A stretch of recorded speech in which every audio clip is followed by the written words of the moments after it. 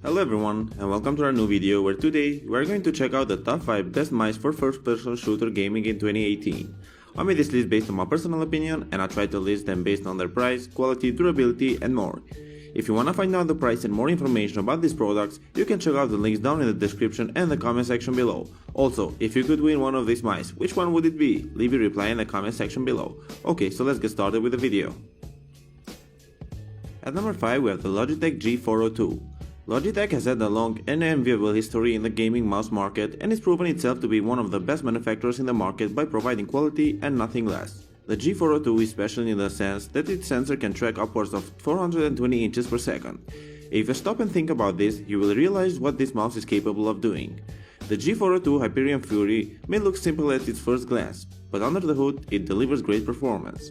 FPS gamers require a mouse with a very specific set of features, which don't necessarily correspond with the all-purpose or MMO mice. FPS titles call for a minimalist aesthetic and the on-the-fly sensitivity adjustment features, which this mouse does have. Aesthetically, there's a lot to like about the G402's angular design.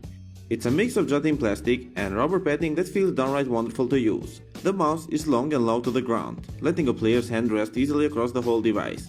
Not only is this ideal for players who use a palm grip, but it also provides plenty of resting space for claw grip players. The G402 features 8 buttons, all of which can be easily programmed to do anything you want. They are placed strategically all over the mouse so you can easily reach all of them. You can fully adjust this mouse using the Logitech gaming software. On it, you can adjust lighting for the G logo, choose up to 5 DPI settings between 240 and 4000 and program a shift DPI for when you hold down the sniper button so you can get more precise mouse movement in small intervals whenever you need it. While it may not be the most attractive gaming mouse on the market, the Logitech G402 Hyperion Fury absolutely delivers where it matters. It's really comfortable to use and it performs superbly. So, if you are looking for a mouse that can perform outstandingly well on FPS games, the G402 is your answer. Next up, at number 4 we have the BenQ Zowie FK2. The Zowie FK2 is one of the most popular gaming mice amongst pro players, and there is a reason why. The FK2 has the same specifications as Zowie's own FK1, but it houses in a smaller body, one that just happens to match the shape and weight of the original FK. This means it is both small and light. In fact, at 85 grams, it's one of the lightest mice on the market, so hand fatigue is unlikely to ever be an issue. The FK2's build quality is remarkably good, with the plastic body being very solid indeed despite the low weight. The matte black surface is slightly grainy, leaving it smooth enough to be comfortable but not so much that you can get a good grip on. What I love the most about this mouse is that the design is very minimalist with no unnecessary buttons or LEDs, and that makes the mouse well suited to FPS types or those who prefer to have macros bound to their keyboard instead, so you will be free of distractions. This specific model is aimed towards people with smaller hands, so if you are someone who has large hands, you should take a look at the FK1 or FK1 Plus. The FK2 uses a Avago 3310 optical sensor and its performance is excellent. When using this mouse, you will not experience any acceleration at all and little to no jitter, which is what you should look for when purchasing a FPS gaming mouse. What most people don't like about this mouse is that the DPI switch is under the mouse, but I don't think that this is a huge problem because I doubt anyone would want to switch the DPI in the middle of the game. Using the button under the mouse, you can switch between 400, 800, 1600 and 3200 DPI. If you are looking for a mouse that has a minimalistic design but is powerful under the hood, then the Zowie FK2 should be your answer. It has everything you need if you don't like fancy RGB lights and other useless features. Next up, at number 3 we have the SteelSeries Sensei 310. The SteelSeries Sensei is easily one of the most underrated mice on the market because it features a sleek design, excellent software and full ambidextrous support, which is more than a lot of newer mice can do. Sensei 310 is a mouse that has 2 sets of thumb buttons, RGB backlighting, a clickable scroll wheel and a DPI adjuster in the center. It's also very comfortable to hold in your hand.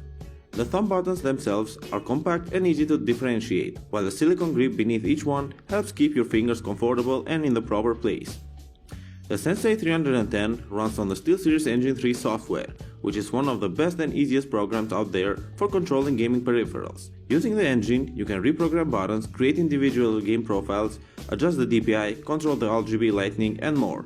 It's not strictly necessary to use the software, but it would be a plus to have it, because it makes everything much easier. The best thing about this mouse is that it can be used by both left and right-handed people equally well. The Sensei 310 is incredibly comfortable for either hand, especially thanks to the double silicone grips. At around 3.2 ounces, it's also light enough for use in esports, which may be enough to help lefties break into the scene. The Sensei 310 is an excellent mouse in every game type, especially in first-person shooter games like CSGO. It's very accurate, and if you're a skilled player, headshots will be your daily thing now. The only thing I don't like about this mouse is the rubber cable.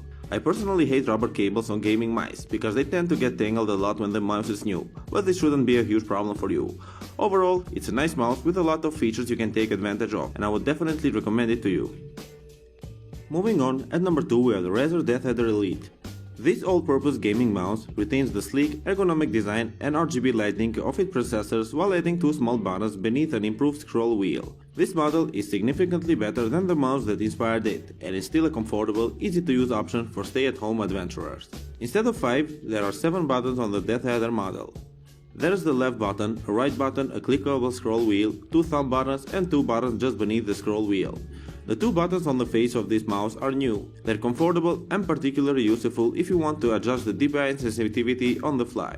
The DeathAdder Elite runs on the Razer Synapse 2.0 software.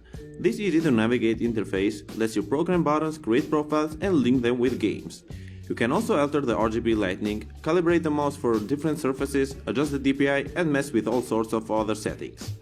The bottom of the Elite features 2 oversized Teflon feet above and below the all-new 5G optical sensor, which boasts a DPI range that stretches from 100 dpi all the way up to 16,000 dpi in 100 dpi increments, as well as 99.4% resolution accuracy and tracking speeds of 450 inches per second, so basically there's no unusual jitter, no angle snapping, and no skipping. The Razer DeathAdder Elite is an excellent gaming mouse that works phenomenally for day-to-day work too. It's not that expensive and offers good value against its competitors, so you can easily say that it's a very good mouse that can do almost everything. To finish off our list, at number 1 we have the BenQ Zowie EC2A. The Zowie EC2A is BenQ's first right-handed gaming mouse aimed at esports, available in 2 sizes and 2 colors, black and white. The EC2A features a 3200 dpi sensor, a sleek, ergonomic design suitable for claw or palm grip types, a glossy white coating, and a 4-color scroll wheel. This model has 2 versions, EC1A and EC2A. They are technically identical, the only difference between them is size, with being the EC2A the smaller one. I have tested both and I think that the EC2A will be the correct one for most of you, unless you have really large hands. The black version is not an eye-catching mouse. It has a simple design, matte black surface with a red logo and the LED light for the scroll with 4 colors to indicate different DPI steps. You will not like it if you want something with fancy LED lights with thousands of colors to display. However, if you want to become a professional FPS gamer, you won't care about these things. The mouse is very well built. Despite of its lightweight, it feels very durable and high quality, and even after using it for a long time, the surface will always look the same because the material used to design it is pretty high quality. It is a LAN-ready plug-and-play mouse, hence you don't need a fancy software to get everything up and running like the Razer mouses. It is basically set and forget, and this is extremely convenient when you play on LAN. Most of the pros that play CSGO prefer to use the Zowie EC2A over all of other mice on the market, and I can clearly see why. There are 4 DPI steps for you to choose from, 400, 800, 1600 and 3200, and this is honestly all that you need for competitive gaming. Designed by gamers for gamers, Zowie really put their thoughts onto the product. In my opinion, this is one of the best gaming mice today and you should definitely check it out, and I don't think that you can find anything better than this mouse in this price range, so I would definitely recommend it to everyone. Thank you for watching guys, I hope you liked this video. If you want to find out the price and more information about this mice, you can check out the links down in the description and the comment section below, and if you have any questions related to them, leave a comment down below and I'll get back to you as soon as I can. Thank you again for watching and I'll see you in the next video.